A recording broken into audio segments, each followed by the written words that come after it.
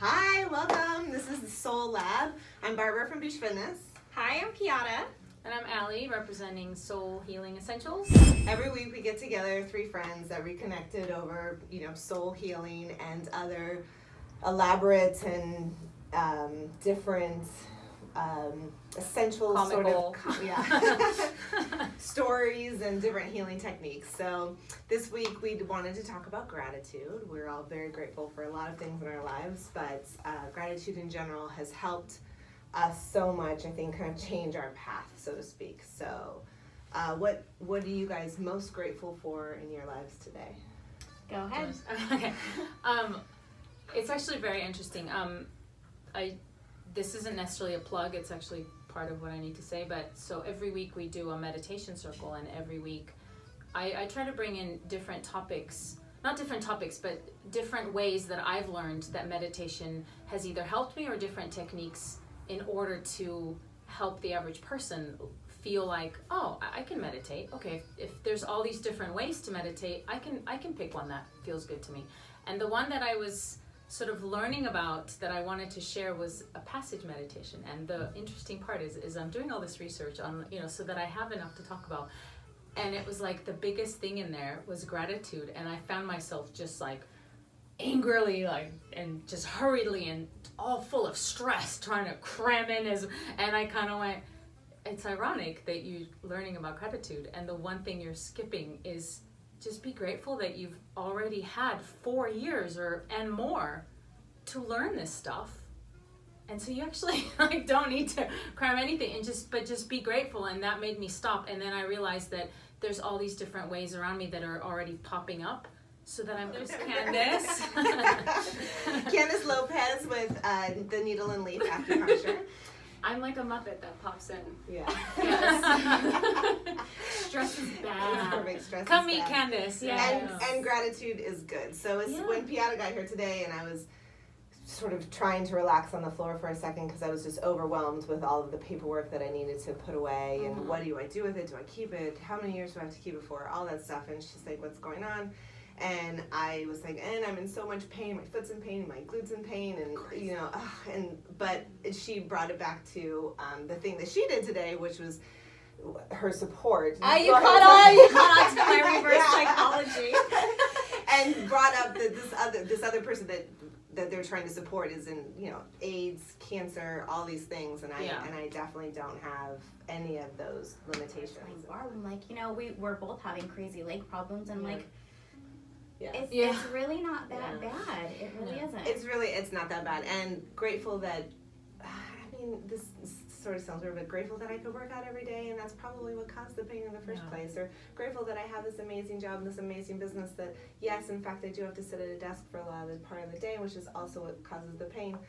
Yeah. But grateful that I have that ability, and then also sleep I think causes some of this pain, but so grateful that I've been sleeping so well in this comfortable position that later causes me pain. It's funny, it's like as long as you look back and you try to find the things that you are in fact grateful for, the things that you love, you can kind of just turn it around and bring it back down to some of the meditations. And the meditation that we did last week was a journaling meditation. So and I think we spent a lot of time going through gratitude and the things we're grateful for in that journaling meditation, and then that led to the meditation you're going to do tonight, which is passage meditation. It's more like meditating on a certain passage, which I'm sure will have some value with gratitude. And even that I was going, oh my gosh, how am I going to do all this? And then the minute I stopped and I just went, Ellie, just relax. It's going to be fine. Yeah. You know enough.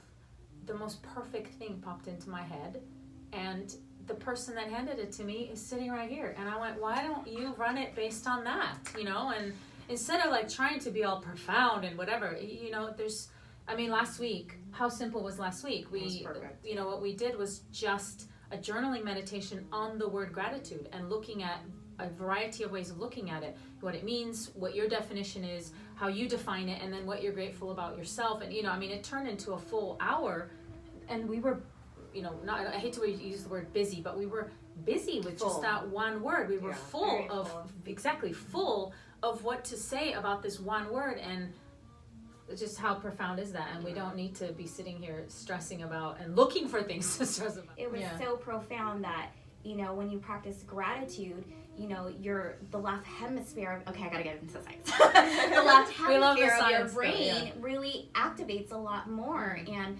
kind of taking it back to what you were saying earlier, and you're just, everything is just, blah, and Nothing's wrong, but everything's not right. yeah, exactly. But that should have been a trigger not only for you but for me, because I experienced that too, that we have to consciously make a choice to Yeah. become grateful and show our gratitudes and really take those little dumb steps that we don't want to do but we know we have to do it to change those brain waves, because it actually all focuses on the frontal cortex of your brain and the prefrontal cortex, and that's basically what makes us human, and that's why Homo sapiens survived out of all the other species, is because We have that ability to feel that way. yeah, we have that ability, and it's kind of like the easy way to explain it. It's like the angel and devil on our shoulders, and that's where our I think decisions are that's made. The truth. And when we don't have activity there, and we go through a depression, every single brainwave in a synapses, they slow down, and that's why it makes it so hard. So if we continue to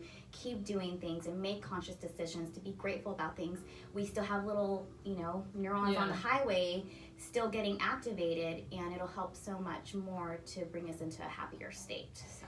And which is what we talked about last week, happiness. And I do think that gratefulness and happiness go hand in hand. Absolutely. And on that note, I think just giving a few of the ways that we provide that thankfulness or that great gratitude in our lives is the best way to talk about, give some people some tools, which is what we're about here at Soul Lab, giving you guys some tools for how to bring that in. And the simplest way is to write it down, just to take a second and to write it down, which is ultimately why we do the meditations. It's just, I don't always want to sit down and take that time to meditate, but you need it. So having it's like you wouldn't necessarily skip a meal, and I don't mean skip a meal like you need to have 3 times. No, it's when you're hungry you eat. You eat, yeah. And so you wouldn't actually even consider. It's one more I just tool. won't eat. Yeah, it's one more tool just to take care of yourself. You would take the time, just like you take the time to get up in the morning and whatever your ritual, at some point during the day, you shower, you brush your teeth, you do all these things, and yet we go, I don't have the time to meditate. No, that's actually the one thing you do have time for, because if you learn to slow down your life, you learn to slow down your mind, all your answers are a lot clearer. You're not as forgetful. You don't have to rush to the office to save time, and then you go, I forgot that one document, and then you have to organize the delivery man or whoever to just think, if you had slowed down in the first place.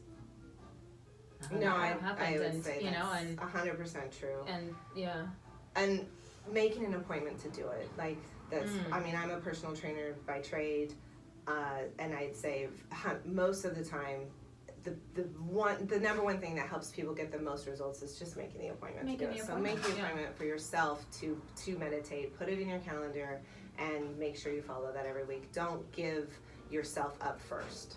Put yourself first. That's it. Well, also don't allow those excuses to take over. There's something really just so simple and so profound, that I listened to this week, which is, it's like when you're training a puppy, the puppy, if you took it off a leash, first of all, the puppy would just run wild. So you put it on a leash to kind of teach it to stay close to you. And, each time puppy tries to go off a little bit, if you take it off the leash or whatever, but each time the puppy, you bring it back in, and then it goes off again, and you bring it back in, and then it tries to sneak off thinking you won't notice, and you still bring it back in. The mind is the same way. You have to train it. Come join us for Meditations Thursday night at 7 p.m. Thank you. Thank you. Bye. Have a good one.